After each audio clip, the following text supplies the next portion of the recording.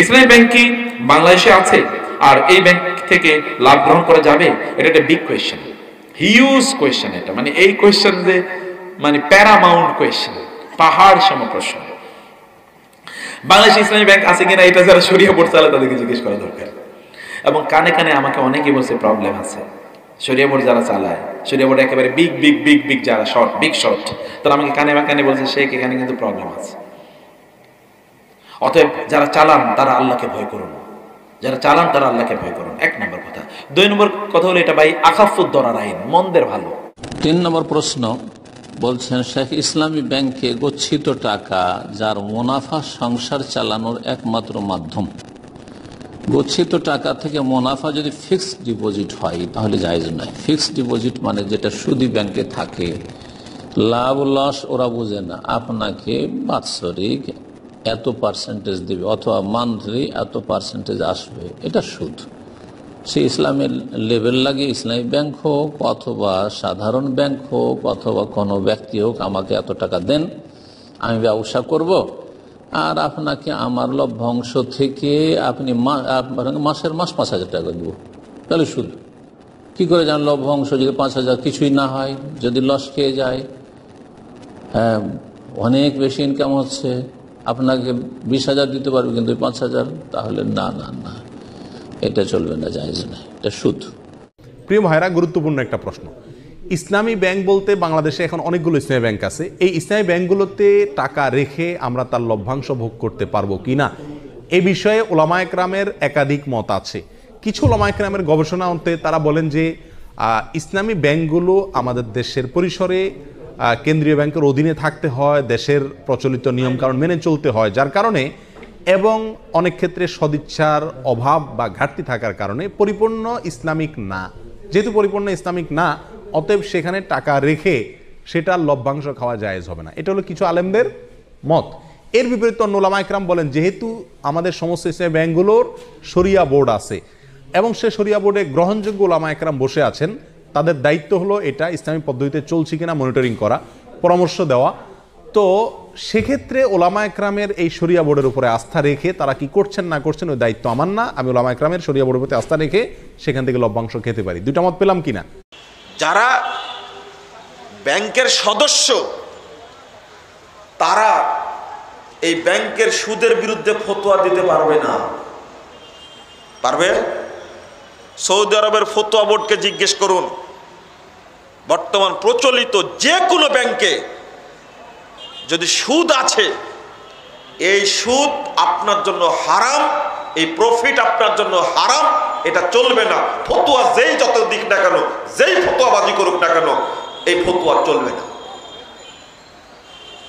যেটা আসবে, আপনি সেফটির জন্য টাকা রাখেন ব্যাংকে, কিন্তু যেটা প্রফিট আসবে, এই প্রশ্ন করা হয়েছিল সৌদি আরবের ফতোয়া বোর্ডকে, সর্বোচ্চ উলামা পরিষদকে, তারা স্পষ্ট ফতোয়া দিয়েছে এটা হারাম, এটা গ্রহণ করা যাবে না। ইসলামী ব্যাংক চেষ্টা করে জাতিকে সুদ থেকে মুক্ত করার জন্য, তারপরে বাংলাদেশ ব্যাংকের রুল রেগুলেশন মানতে হয় বিধায় সব ক্ষেত্রে তারা পেরে ওঠে না। কাজেই সেটা হলো মন্দের ভালো। ওই জন্য আমাদের মাসলা হলো যে ইসলামী ব্যাংকে যদি আপনি ব্যবসা না করে পারেন, যেহেতু সন্দেহজনক, এটা উত্তম। বলেও কোনোদিন আপনি মনে করবেন না ইসলামী ব্যাংকে চাকরি করা জায়েজ। এদেশে কোনো ইসলামী ব্যাংক হিসাবে রাসূলের পদ্ধতিতে কোনো ব্যাংকিং ব্যবস্থা নেই। সবারই সম্পর্ক আছে বাংলাদেশ ব্যাংকের সাথে। অতএব কে 100% নিখুঁতভাবে ব্যবসা করছে এই কথা বলতে পারে না। আরো অবাক কথা যে আমি 5 লক্ষ টাকা 10 লক্ষ টাকা রেখেছি ব্যাংকে, প্রতি মাসে আমাকে 1 লক্ষতে 1,000 করে টাকা দেয়। ব্যবসা কি এত নিরাপদে হয়? ব্যবসা মানে হলো আমি সাপাহার বাজারে তরি তরকারি কিনলাম, ট্রাক ভর্তি করে নিয়ে গেলাম রাজশাহীতে বিক্রি করব বলে, রাস্তায় গাড়িটা অ্যাক্সিডেন্ট হলো, সবজি নষ্ট হয়ে গেল, তার নাম ব্যবসা। কিনেছিলাম 10,000-এ হলো 10,500, তার নাম ব্যবসা। কিনেছিলাম 20,000-এ হয়ে গেল 15,000, তার নাম ব্যবসা। আরে নিরাপদে প্রতি মাসে আমার জন্য 10 লক্ষতে 10,000, 10 লক্ষতে 10,000, 10 লক্ষ। ধর্ম পাগল হয়ে গেছে। धर्म राजशाही चांपाइनबाबगंज हवाई लड्डू, दोनों हाथ में लड्डू है, जो चाहे उसको खा ले, जो चाहे उसको छोड़ दे। ভুল হিসাব ব্যবসায় তো নিরাপদ হতে পারে না। ইসলামী ব্যাংক আদতে যে ইসলামী ব্যাংক আমরা পাওয়ার কথা ছিল সেটা তো এখন কোথাও নেই, কারণ মূল পয়সাটা যায় হলো সুদী ব্যাংকে। তারপরেও আহলুল বালিয়াতাইন দুই অপশনের মধ্যে যেটা সহজ সেটাই আমরা নিচ্ছি।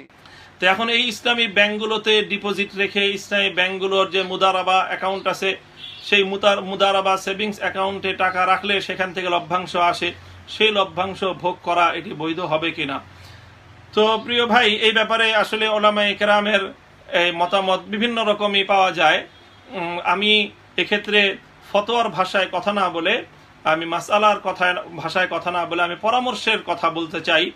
পরামর্শের কথা বলবো, সেটি হলো যে যেহেতু আসলে একটি ইসলামী ব্যাংক, যে কোনো ব্যাংক হাজার হাজার লক্ষ লক্ষ ডিপোজিটরদের কাছ থেকে সঞ্চয় সংগ্রহ করে থাকে, অতঃপর এই সঞ্চয়ের টাকাগুলো তারা ইনভেস্ট করে থাকে বিভিন্নভাবে। প্রত্যেকটি ব্রাঞ্চ থেকে এরকম শত শত ফিনান্স হয়, শত শত ইনভেস্ট হয়, এবং প্রত্যেকটি এই ইনভেস্টেরই যে লভ্যাংশ হয় সেই লভ্যাংশগুলো একত্রিত হয়ে সেটি ডিপোজিটরদের মধ্যে ডিস্ট্রিবিউশন হয়। কাজেই প্রতিটি লেনদেন স্বচ্ছ এবং সঠিকভাবে হচ্ছে কিনা এটি আসলে নিশ্চিতভাবে বলা কঠিন। আর আমাদের অভিজ্ঞতা হলো, আমাদের দেশে ইসলামী ব্যাংকিং সেক্টরেও এখনো পর্যন্ত পর্যাপ্ত পরিমাণ ব্যাংকার এমন তৈরি হননি যারা আসলে এই কাজগুলো আমানতদারির সাথে পরিপূর্ণভাবে করবেন। কিছু ত্রুটি বিচ্যুতি থেকেই যায়।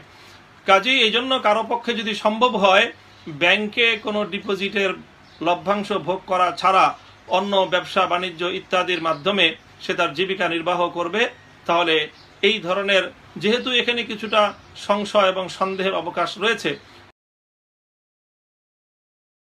ডিপোজিট রেখে তার লভ্যাংশ ভোগ করা থেকে বিরত থাকাটাই অধিকতর সতর্কতার কারণ হবে, অধিকতর সতর্কতার পন্থা হবে।